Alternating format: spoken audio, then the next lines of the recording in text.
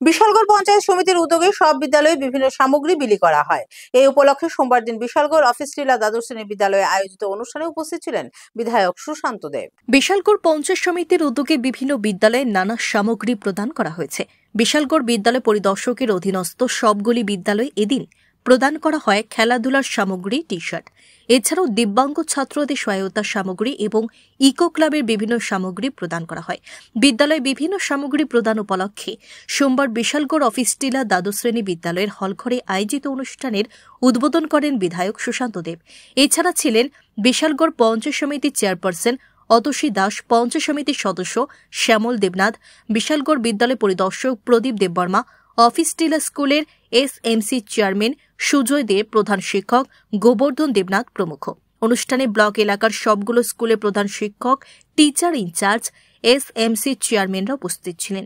বিধায়ক সুশান্ত দেব বলেন, ছাত্র যুব সমাজকে পড়াশোনার পাশাপাশি খেলাধুলার সঙ্গে যুক্ত করার যাবতীয় পদক্ষেপ নেওয়া হচ্ছে। তিনি উল্লেখ করেন, স্কুলগুলোতে খেলাধুলার সামগ্রী প্রদানের সিদ্ধান্ত প্রশংসনীয়। Bureau report, BTV Tripura news. আপনারা যখন স্কুলে এই ম্যাটেরিয়ালসগুলো নিয়ে যাবেন তখন আপনারা ছাত্রছাত্রীদের সঙ্গে বিভিন্ন বিষয়ে আলোচনা করবেন, কথা বলবেন এবং ছাত্রছাত্রীরা যেন পড়াশোনার পাশাপাশি খেলাধুলায়ও মনোনিবেশ করে। একটা সময় আমরা দেখতাম মাঠে খুব ভিড় থাকতো, আমরা স্কুল থেকে আমরা যখন স্কুলে পড়তাম স্কুলের ব্যাগে একটা টি শার্ট রাখতাম, স্কুল সেরেই মাঠে চলে যেতাম।